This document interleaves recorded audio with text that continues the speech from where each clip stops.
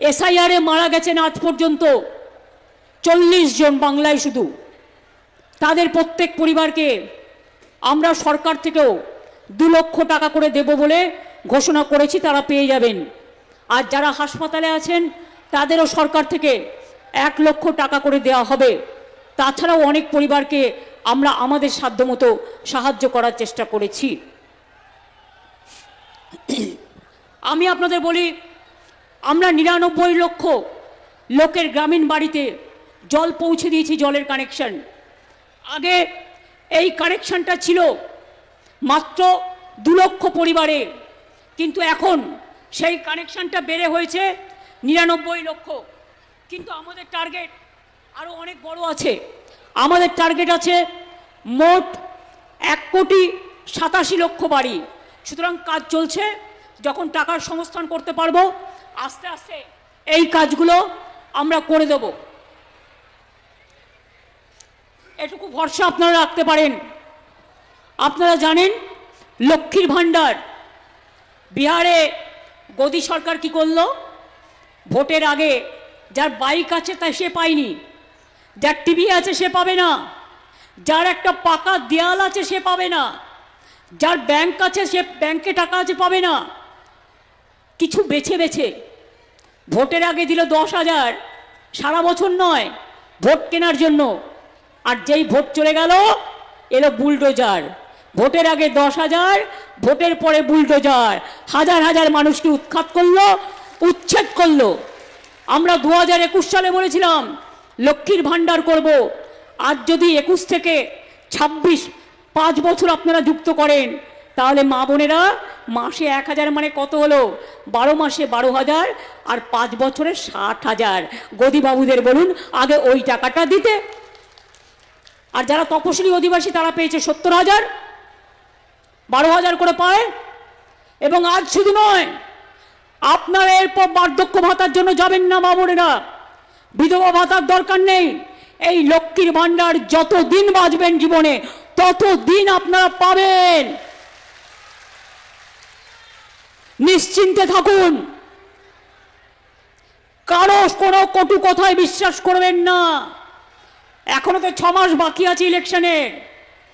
Election ঘোষণা হবে ফেব্রুয়ারি মাসে। এরা চালাকি করে এত পেটের ক্ষুধা, মানুষকে ক্ষুধা মেটাতে টাকা দেয় না, কিন্তু ইলেকশনের আগে গভর্নমেন্ট যাতে কাজ করতে না পারে উন্নয়নে, সেই জন্য 6 মাস আগে থেকে, ইলেকশনের 3 মাস আগে এসআইআর ডিক্লেয়ার করেছে। আরে তোমার হিম্মত থাকলে তুমি 2 বছরে করতে। তুমি তো 2001 ইলেকশনের পরে শুরু করেছিলে, 2004 ফাইনাল লিস্ট বেরিয়েছিল। তাহলে আজকে হঠাৎ কি হলো? 4টে স্টেটে ইলেকশন হচ্ছে, বাংলা, তামিলনাড়ু, কেরালা, আসাম। তামিলনাড়ুতে বিজেপি গভর্নমেন্ট নেই, তাই এসআইআর হবে ইলেকশনের আগে।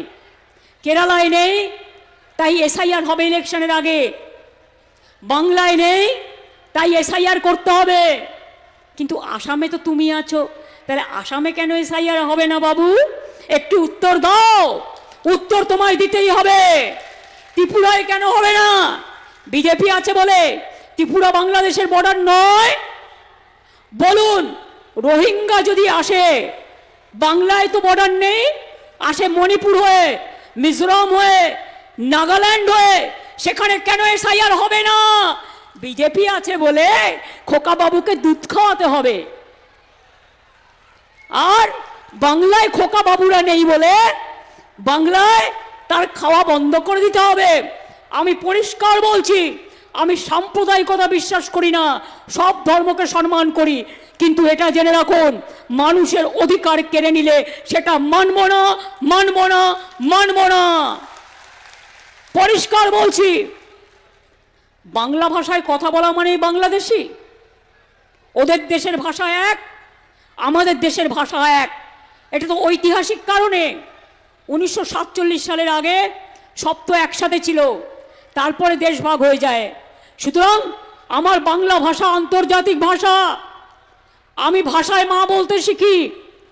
এই ভাষায় কেউ আম্মা বলে, কেউ মা বলে, কেউ মাদার বলে। কিন্তু মনে রাখবেন, এ ভাষা আমাদের গর্ব। কবিদের ভাষায় মোদের গরব মোদের আশা, আমরি বাংলা ভাষা। সব ভাষাকেই সম্মান করি, উর্দু ভাষাকেও করি, নেপালি ভাষাকেও করি, রাজবংশী ভাষাকেও করি, কামতাপুরীকেও করি, সাদ্রিকেও করি, কুরুককেও করি, অলচিকিকেও করি। এবং আমরা শুধু তাই নয়, আমরা এদের রেকগনাইজও করেছি, হিন্দি ভাষাকেও, সব ভাষাকে করি। কিন্তু আমি আমার মাতৃভাষায় কথা বললে তুমি আমায় বাংলাদেশি বলে তুমি পুশব্যাক করবে। সোনালী খাতুন আপনারা জানেন, যেটা নিয়ে সুপ্রিম কোর্টে আমরা গেছি, একটা গর্ভবতী মা, তার ছোট ছোট বাচ্চা আছে, তাকে বাংলাদেশে চালান করে দিয়েছে। সুপ্রিম কোর্টে আমরা গেছিলাম, কেস করে বলেছি ওদের ফিরিয়ে আনতে হবে। আমাদের পরিযায়ী শ্রমিকরা কাজ করে বিভিন্ন জায়গায়, তাদের ওপর অত্যাচার হচ্ছে। বাংলা ভাষায় কথা বললেই তাকে বাংলাদেশি তকমা দেওয়া হচ্ছে। আর আপনাদের যে 1.5 কোটি লোক সারা ভারতবর্ষ থেকে বাংলায় কাজ করে, কই আমরা তো তাদের অত্যাচার করি না, আমরা তাদের আপন করে রাখি। তাহলে আপনাদের কি হয়েছে? বাংলার প্রতি এত রাগ কেন? বাংলা বিদ্বেষী বিজেপি বাংলাকে পছন্দ করে না, তাই বলে কখনো বিদ্যাসাগরকে অপমান করে, কখনো রবীন্দ্রনাথ ঠাকুরকে অপমান করে, কখনো বঙ্কিমচন্দ্রকে অসম্মান করে, কখনো রাজা রামমোহন রায়কে অসম্মান করে। বিজেপির ডাবল ইঞ্জিন সরকার এসআইআর এর নামে ডিটেনশন ক্যাম্প তৈরি করছে। বাংলায় আমাদের প্রতি যদি বিশ্বাস ভরসা আস্থা আপনাদের থাকে, কোনো ডিটেনশন ক্যাম্প বাংলায় হবে না। বিজেপি কান খুলকার শুনলো, কান খুলে শুনে নাও, কোনো ক্ষমতা নেই তোমাদের, কোনো ক্ষমতা নেই, মাথায় রেখো। নিজের নামটা ভোটার লিস্টে তুলবেন, এবং আমি এখনো তুলিনি, কেন জানেন তো? যতক্ষণ আপনারা না তুলবেন ততক্ষণ আমি তুলব না। আমি যেটা বলি আমি করি, তাই আমি এখনো তুলিনি। কোথাও সার্ভার ডাউন করে দিচ্ছে, কোথাও একটা নাম তুলে গিয়ে আর একটা নাম তুলছে, কোথাও পরিবার শিফট হয়েছে, বিয়ে করেছে, অন্য জায়গায় গেছে, তার নামটা তুলছে না। এরপর আবার হিয়ারিং আসবে, হিয়ারিংয়ে কিন্তু ডাকলে যাবেন। কেন জানেন তো? না গেলে আপনার নামটা কেটে দিকে আমরা চাই না। নামটা কেটে দিয়ে বলবে তুমি এদেশের নাগরিক নও। আমরা আপনাদের সাহায্য করব। কি করে সাহায্য করব? আমাদের প্রত্যেকটা বুথে বুথে ক্যাম্প করতে বলেছি, যাতে আপনারা ফর্মটা ফিল আপ করতে পারেন ভালো করে।